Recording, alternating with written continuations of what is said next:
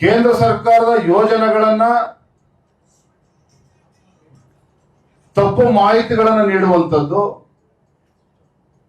ರಾಜ್ಯದ ಜನರಿಗೆ ಒಂದು ತಪ್ಪು ಕಲ್ಪನೆಯನ್ನು ಮೂಡಿಸುವಂಥದ್ದು. ಒಬ್ಬ ಪ್ರಧಾನಮಂತ್ರಿ ನರೇಂದ್ರ ಮೋದಿಜಿಯವರು ಲಕ್ಷಾಂತರ ರೂಪಾಯಿ ಇವತ್ತು ಈ ಯೋಜನೆ ಮೂಲಕ ಗ್ರಾಮೀಣ ಭಾಗದಲ್ಲಿ ಇವತ್ತು ಬಡವರಿಗೆ ಅನುಕೂಲ ಆಗ್ಬೇಕು, ಕಾರ್ಮಿಕರಿಗೆ ಅನುಕೂಲ ಆಗ್ಬೇಕು, ಯಾವುದೇ ಒಂದು ಭ್ರಷ್ಟಾಚಾರ ನಡೆಯಬಾರದು ಅಂತ ಆಲೋಚನೆ ಮಾಡೋದೇ ತಪ್ಪಾಗಾದ್ರೆ,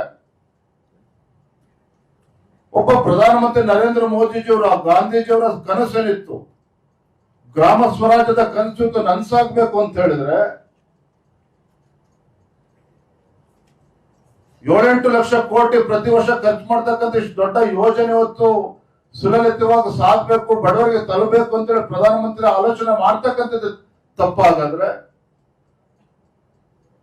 ಇವತ್ತು ಕಾಂಗ್ರೆಸ್ ಪಕ್ಷ ಇಷ್ಟು ವರ್ಷಗಳ ಆಡಳಿತ ನಡೆಸಿದಾಗ್ಲೂ ಸಹ ಅವ್ರು ಯಾವತ್ತೂ ಕೂಡ ಸ್ಕೀಮ್ ಬಗ್ಗೆ ಯೋಚನೆ ಮಾಡಲಿಲ್ಲ, ಸ್ಕ್ಯಾಮ್ಗಳೇ ಅವತ್ತು ಮಾಡ್ಕೊಂಡು ಬಂದಿರ್ತಕ್ಕಂಥದ್ದು. ಹಾಗಾಗಿ ಇವತ್ತು ಪ್ರಧಾನಮಂತ್ರಿಗಳ ನರೇಂದ್ರ ಮೋದಿಜಿಯವರ ಒಳ್ಳೆ ಕೆಲಸಗಳನ್ನ ಸಹಿಸಿಕೊಳ್ಳೋದಕ್ಕೆ ಇವತ್ತು ಕಾಂಗ್ರೆಸ್ ಪಾರ್ಟಿಗೆ, ರಾಹುಲ್ ಗಾಂಧಿಗೆ, ಸಿದ್ದರಾಮಯ್ಯನವ್ರಿಗೆ ಆಗ್ತಾ ಇಲ್ಲ.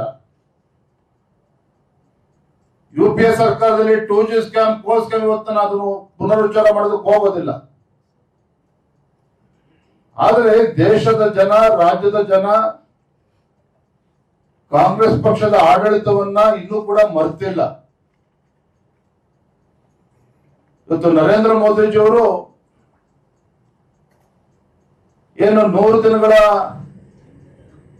ವರ್ಕಿಂಗ್ ಡೇಸ್ ಏನಿದೆ 125 ದಿನಗಳು ಮಾಡಿರುವಂತದ್ದು, ಕನಿಷ್ಠ 60 ದಿನಗಳು ಕೃಷಿ ಚಟುವಟಿಕೆ ನಡೆಯುವಂತ ಸಂದರ್ಭದಲ್ಲಿ ರೈತರಿಗೆ ಅನಾನುಕೂಲ ಆಗಬಾರ್ದು ಅಂತೇಳಿ ಆ ಸಂದರ್ಭದಲ್ಲಿ ನಿಲ್ಲಿಸಿರುವಂತದ್ದು.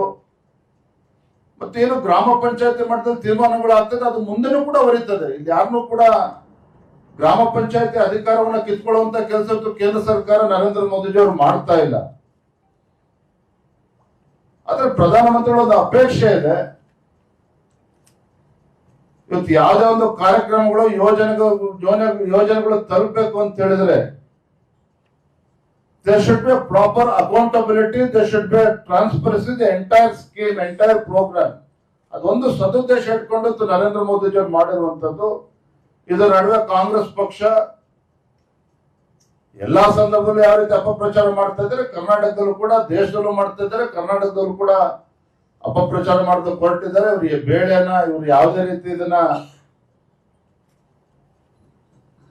ಫಾಲ್ಸ್ ಪ್ರೊಪಗಂಡ ಇದನ್ನ ಯಾವುದಕ್ಕೂ ಕೂಡ ನಾವು ಅವಕಾಶವನ್ನು ಕೊಡೋದಿಲ್ಲ. ನಾವು ಕೂಡ ಭಾರತೀಯ ಜನತಾ ಪಾರ್ಟಿ ಮತ್ತು ಜಾತ್ಯತೀತ ಜನತಾದಳ ಗ್ರಾಮ ಮಟ್ಟದಲ್ಲೂ ಕೂಡ ನಾವು ತೆರಳಿ ಜನರಿಗೆ ಮನವರಿಕೆ ಮಾಡುವಂತ ಕೆಲಸ ಮಾಡ್ತೇವೆ, ಕಾರ್ಮಿಕರಿಗೆ ಮನವರಿಕೆ ಮಾಡುವಂತ ಕೆಲಸ ಮಾಡ್ತೇವೆ, ಕಾಂಗ್ರೆಸ್ ಷಡ್ಯಂತ್ರವನ್ನ ಬಯಲುಗೆಳೆಯುವಂತ ಕೆಲಸ ನಾವು ಮಾಡ್ತೇವೆ.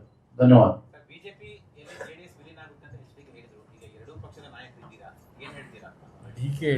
ಇವತ್ತು